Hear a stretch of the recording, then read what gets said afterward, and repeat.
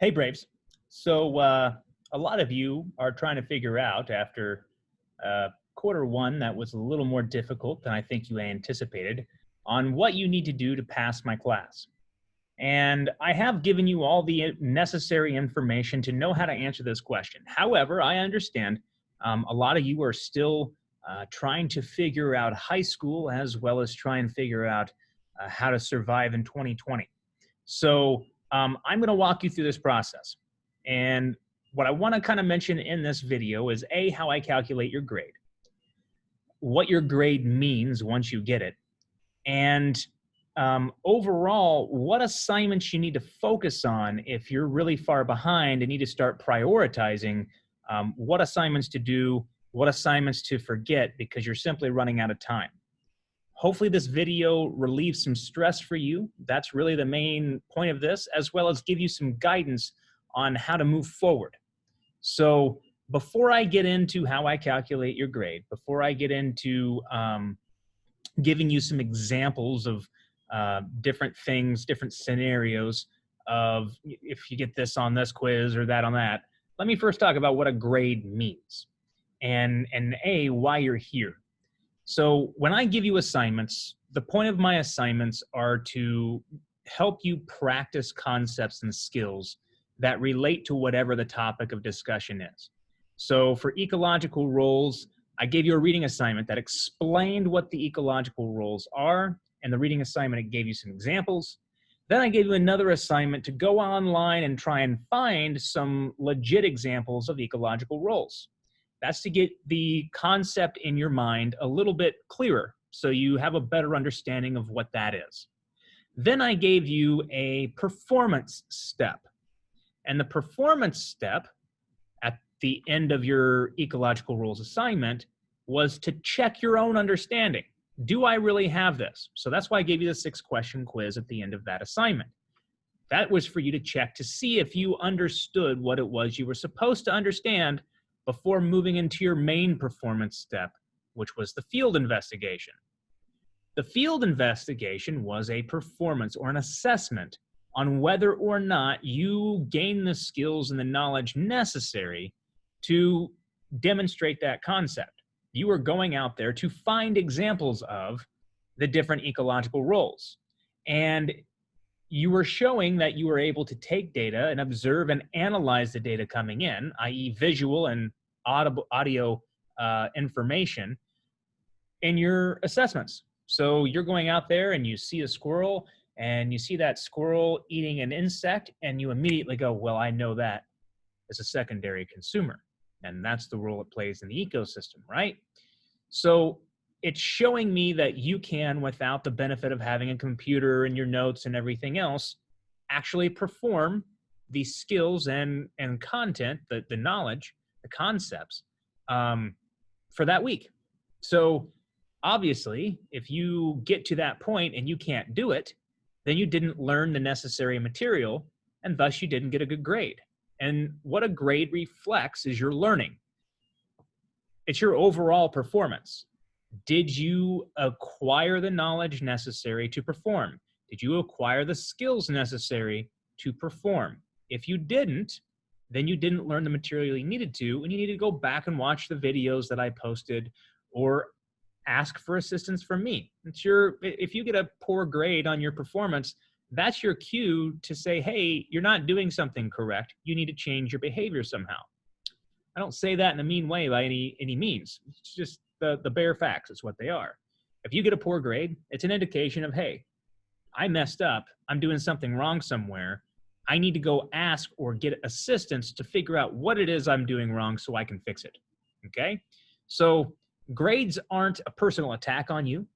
They don't reflect your personality. They don't reflect your intelligence generally. They reflect whether or not you learned the required material and skills you needed to. So when I give you a grade, and it's not that I give you, it's the grade that you earn, but when you receive a grade, this is generally what they mean. And I say generally because this is kind of the old standard, and there's kind of a new standard, which I would say is a lesser standard, because kids tend to get more A's and more B's than they used to. And that's kind of watered down what an A means. So when you look at an A, B, C, D, F grading scale, obviously there's the normal stuff right here. 90 to 100% is an A, 80 to 89% is a B, 70 to 79% is a C, so on and so forth. Well, that's easy if you're taking a quiz. You just look at the number you got right, and you should know whether or not or what it is that your grade was.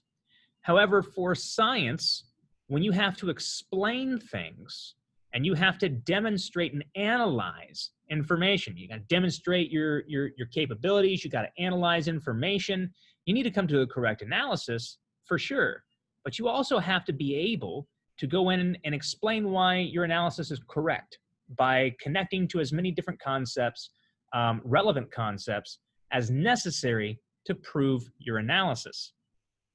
If you can't do that, or if you do that poorly, maybe you come to the correct conclusion, but you can't explain why that conclusion is correct, how you got to that answer, well, then you don't fully understand the concept that you're supposed to be demonstrating. So you wouldn't get an A, even though you got the correct answer at the end. You might be in the B or C category, depending on how well you're able to explain yourself. Again, a grade is an indicator of what you learned. So if you didn't learn everything you needed to prove the answer, then you don't get an A, even though the answer is correct. That's frustrating for some people because for some people, they don't understand that simple point. This is a reflection of your learning, not necessarily whether or not you got answers correct, okay? Any work I give you is meant to help you learn the content and skills you need, okay? So let's talk about what an A means. An A is a rare grade, and a person with a 4.0 grade point average should be a very rare person, 1 to 5 in 100. So we're talking about 1 to 5% of the students should have an A. Now, you can fudge that and say maybe 10%. But the point of the matter is, if you have an A, it means that not only can you get the correct answers, but you can explain why those answers are correct. And you can go into detail and connect the concepts you learned this week to previous concepts. The idea is that you have fully absorbed all of these skills and information you need. If you were somebody with the 4.0 and you get A's on everything, that is a good indication that you have the skills, the study skills, the learning skills necessary to move on to the next step of academia, which is why people with 4.0s get scholarships and get accepted into the best universities in the country, because you are demonstrating that not only can you get correct answers and repeat information back, but you have a true deep understanding of the material that you have studied. You have proven yourself to be exemplary, to be at the top of the heap, so to speak. So if you don't get an A in science, it shouldn't be necessarily a terrible feeling for you, especially if you get something like a B, because a B is a very, very good grade, especially in your more difficult subjects. If you take cellular biology or you take organic chemistry and you get a B, that's amazing. That's an awesome grade. Now, what does a B mean? It means that you can most of the time repeat the correct information that you're trying, that you're being asked to identify. You can get the correct answer most of the time. You can do a good job of explaining why answers are what they are, why this is the correct answer, but maybe not to the same level as, say, somebody with an A. So it means that you're pretty darn good at whatever it is that you're doing, but you're not perfect. You don't understand it as deeply as, say, the top 5% of the class. When you get into a C category, C's are average. That's what it means. So most of the students in my class should have a C in a normal year, obviously not a distance learning year when I have kids who've never actually logged on before. But in a normal year, what you should see is most students getting a C in math, most students getting a C in science, most students getting a C in English or history or whatever.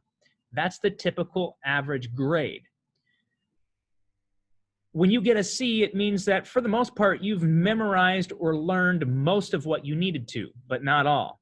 It means that on a lot of your work, you're able to loosely explain why your answer is correct. You have a good base understanding, but you don't know all the minutia, all the little tidbits of information here or there that really help round out your understanding of whatever subject it is that you're studying. So you should not be ashamed in any way for getting a C in science. That's a good grade. That's a solid grade. If you graduate from college with a 2.0 grade average or higher, well, you'll probably find a job somewhere. You're going to get hired for whatever that profession is.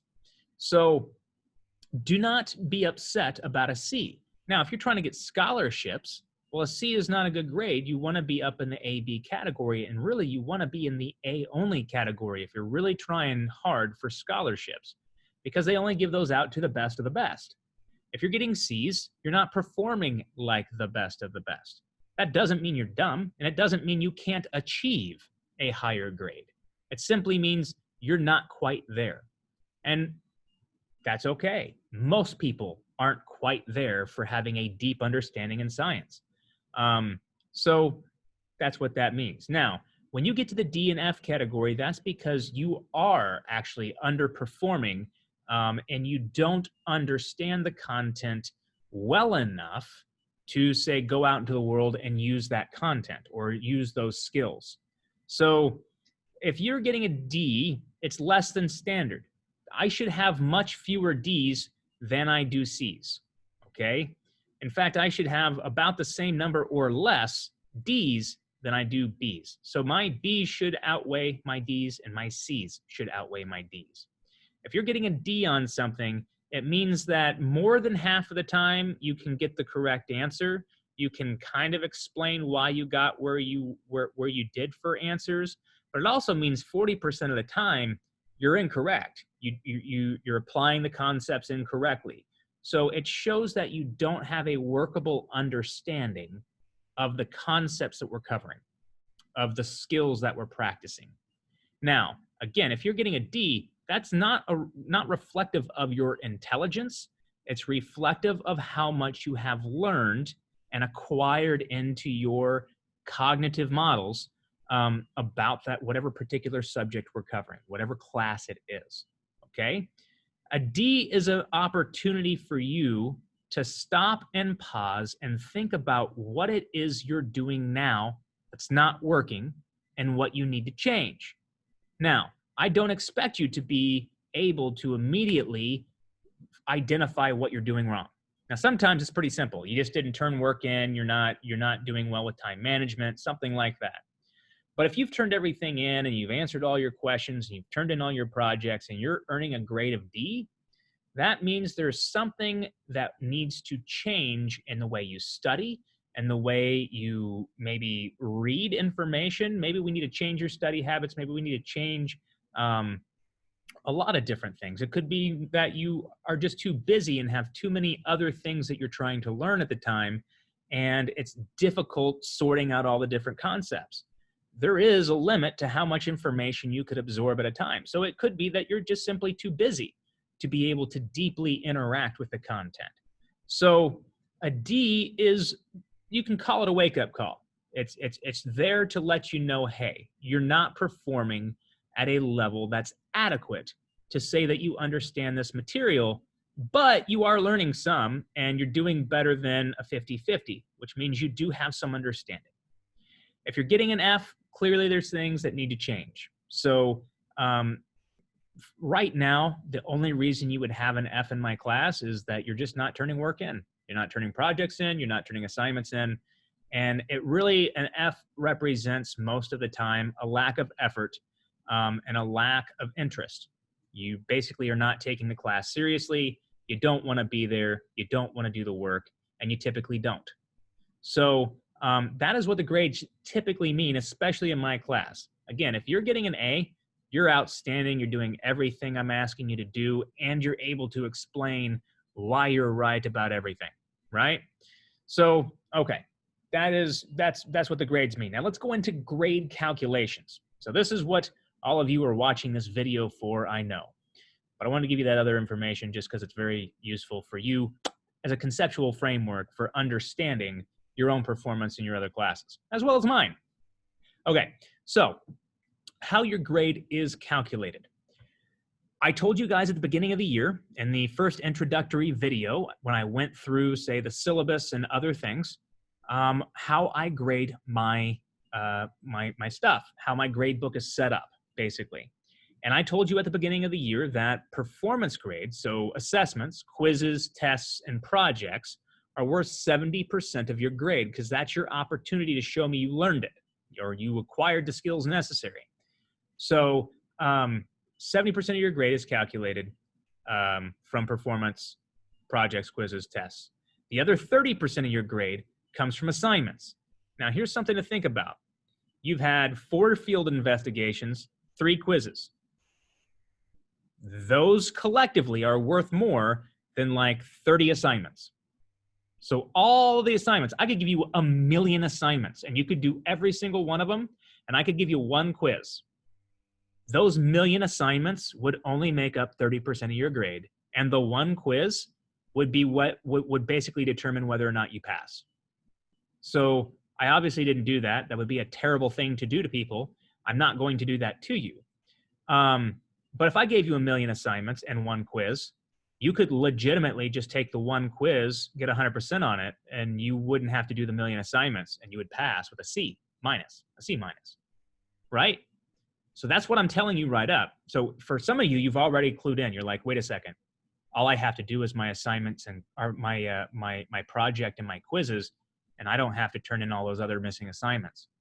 Yeah, that's what I'm telling you right now. If you're one of those people who's missing like 30 things in my class, like you haven't turned a single thing in all year, you could literally just go in, take the 3 quizzes, do the makeup project, and do a really smashing good job on it, get 100% on that makeup project, and you could ignore every other assignment I've given you for quarter 1, and you would pass with a C minus.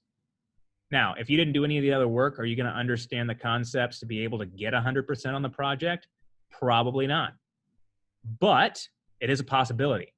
And let's say you got a 90% on your project and in your quizzes. Well, you could probably still pass by not doing a single assignment at that point. But you'd have to get an A on your performance score. Now, you'd get a D, but D is passing, right? So let me go on ahead and show you how this is calculated. Maybe giving you a couple of examples will kind of drive the concept home of how impactful a missing project or a missing test really is on your grades in my class. The one thing I want to mention, a lot of your teachers have the same grade calculation for the grade book, but not all of them. So this doesn't apply to every class. Now, this equation here, let's say one teacher does 50% for performance and 50% for assignments. Well, then instead of 0.7 and 0.3, this would be 0.5 and 0.5. Okay, so these numbers right here on the equation correspond to the percentages up here. So this process applies to all of your classes. It just depends on what your teacher's specific grading scale looks like. Okay, so just keep that in mind. All right, so when we look at this equation right here, here's how it works. 0.7 corresponds to 70%. Okay, this is for your performance grade. What you do is you add up all the total possible points. So if you got 100% on everything, what was the total possible points you could have got? That goes here in this bottom category. So on the bottom of the division thing here, right? Okay, the fraction. There we go. X is the total number of points you got. So if you got 100 out of 125 project and quiz points, that would correspond to like an 80% there or something like that. So it would be 100 divided by 125. Then you add that to your assignment points. So you would add up all the assignments that I've given you, the total possible points you could have gotten. So 100%, whatever 100% would be of all your assignments put together. And then you add up for Y the total points that you got. So if you got, 10 points here, but you missed 5 points there, so on and so forth, this should be a smaller number than this, unless you got 100% on everything, which I don't think anybody did. But there's a few people out there that have 104% in my class, but you get the point. So you're dividing what you got by the total possible assignment points from quarter 1. And when you hit equal, or when you hit enter, that will give you your overall grade. So let me switch over to my iPad here, and I will go through this process with you, kind of show you how to calculate this. Got my Apple Pencil. I got my iPad. So let's do this.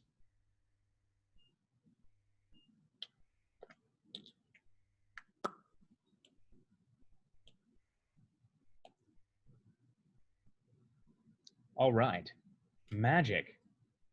So let's go ahead and take the equation that I just showed you, which is 0.7 times x over your total points for performance, so your quizzes and your projects and tests.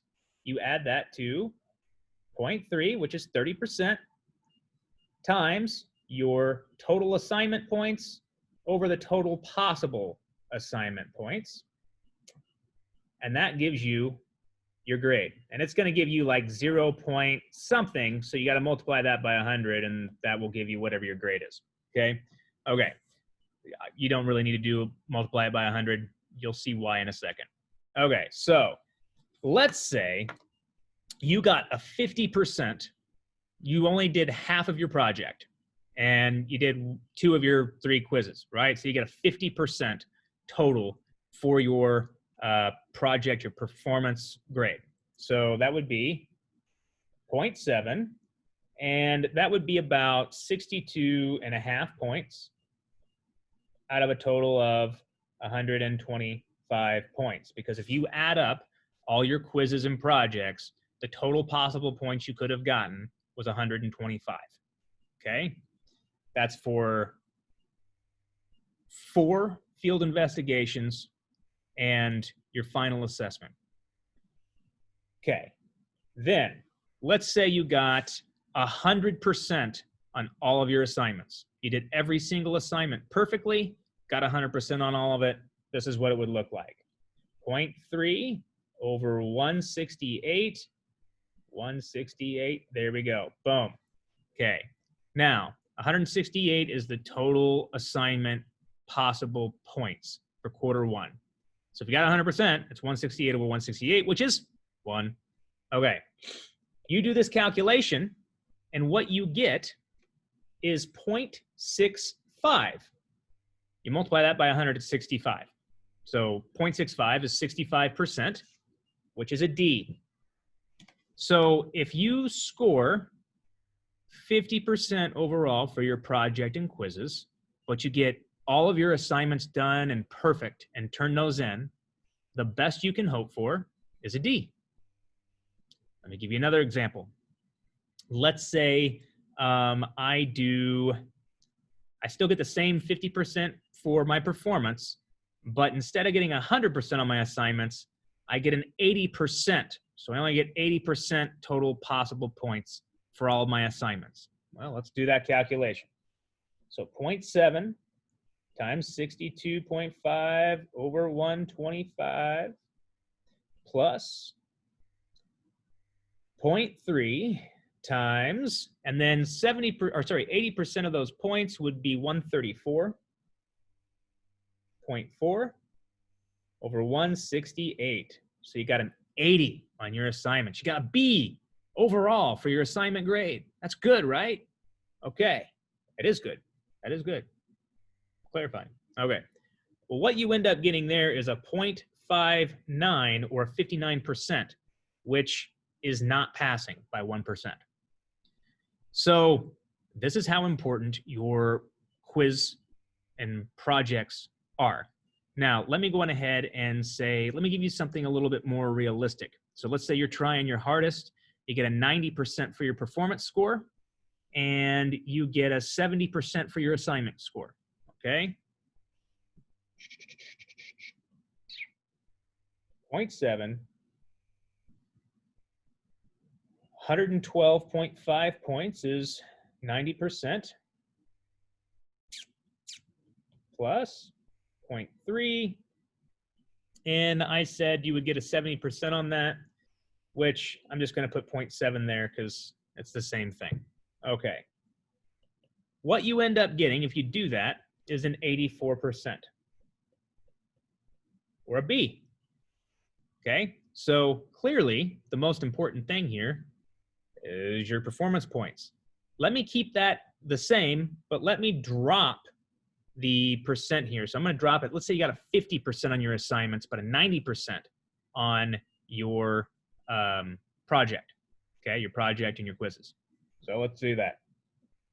0.7, 112.5 over 125 plus, what I say, a 50%. So that'd be 0.3 times 84 over 168. Boom, boom. That gives you a 78%. Well, wait a second. Up here, I had a 50% and 100%, and that gave me a 65. But down here, I had a 90% and a 50%, and that gave me a 78. That's a better grade. That's because most of the points for your overall grade come from your performance. So clearly, your performance stuff is more important. So if I'm a student and I'm trying to pass and I haven't done a single thing all quarter one, haven't turned a single assignment in, haven't done a single project. If I were to simply take the 3 quizzes and do 100% on my project, which is probably not possible if you don't do the other assignments, but you know, whatever. Just do that makeup project and the 3 missing quizzes, and you have a pretty darn good shot at passing quarter 1, like a really good shot. And you could ignore all the other assignments, all the labsters, all the reading assignments, everything. So if you're one of those people who's missing everything, that's what I recommend that you do. Do a really good job, follow all of the instructions. I even do a video inside of the project, the new makeup project. Follow all of the instructions perfectly and get that turned in as soon as possible. Don't rush through it. So I'm going to go ahead and end this screen share here because I do want to show you one more thing. Do not rush through the project. And again, you don't want to rush through it because of how much the project's actually worth, right? So, but when you get here, go down to week 8, here's project. You'll notice I have instructions here. You need to read all of them so you understand exactly how I'm going to be grading this. Notice I say do not copy, paste anything, or you will get a 0 for the whole thing. Yeah, don't copy and paste anything. It needs to be in your own words. That way I know you actually learned it and you didn't just quickly find it and paste it in there. Copy and paste really doesn't help you learn. It just shows me that you're able to go find things. And while that's important, you also are expected to learn the material. So don't copy paste. Quarter 2 work takes precedence. So yes, if you are one of those people who haven't turned a single thing in for quarter 1, don't start getting behind on your quarter 2 assignments. Focus on those first and then work on the makeup project as you can, a little bit each week. Say maybe an hour or 2 each week on the makeup project until it's done. Okay? The final due date is December 1st for the project. I won't accept it past that because I need time to grade it and get it in. And then the other thing that's important is make sure you know each segment corresponds to one of the segments of the original project. So there is an ecosystem roles portion of this in here, just as there was an ecosystem roles portion of the project. So if you're only missing ecosystem roles, you can just go do the ecosystem roles part of the makeup project and turn that in, okay? If you're missing more than 2 steps of your project though, you gotta do the whole thing. Now, again, I wanna make sure you guys understand, I do have instructions in here for each section. You'll actually see for a lot of these, I have instructions for that section as a slide right before. So for your ecosystem roles, boom, here is what you're supposed to be doing for these slides below, okay? And the reason I bring this up, one of the mistakes I'm already seeing people do is instead of telling me what species of lizard, they're just saying lizard. That's not acceptable for this assignment. You actually have to look up the species of the lizard and write that down. So if you were to go in here and put lizard here and you just said plants, well then I would not give you any points for that slide, even though you went and found a primary consumer, you wrote down what it ate and you gave me a photo of it, you didn't follow the instructions at all. I mean, you did a little bit, but you didn't follow the instructions completely, and I won't accept that as an answer, especially because you're not just outside looking at birds that are very difficult to identify by yourself. Now you're actually looking the animals up on the internet, so it should be very easy to find this information. So you actually have to give me the species name. You actually have to tell me the diet of. You can't just say plants. You got to tell me what plants it favors, right? So make sure that you are following these instructions to the T as close as possible for each of these sections, okay? And again, if you're one of those people who's missing more than one step, you have to do this entire thing, okay? Because if you're missing more than one step, that also means you didn't do your biodiversity and you didn't do your ecological assessment. And even if you did, I'm not going to accept those grades because you didn't do the other 2 steps or 3 steps you needed to answer those. So that's why if you're missing more than 2 steps, if you're missing ecological roles and ecological relationships, well, you have to do the entire makeup project, okay? Because if you didn't do those 2 for the original project, then you weren't able to do the next 2, which was biodiversity and ecological assessment. So just keep that in mind. All right.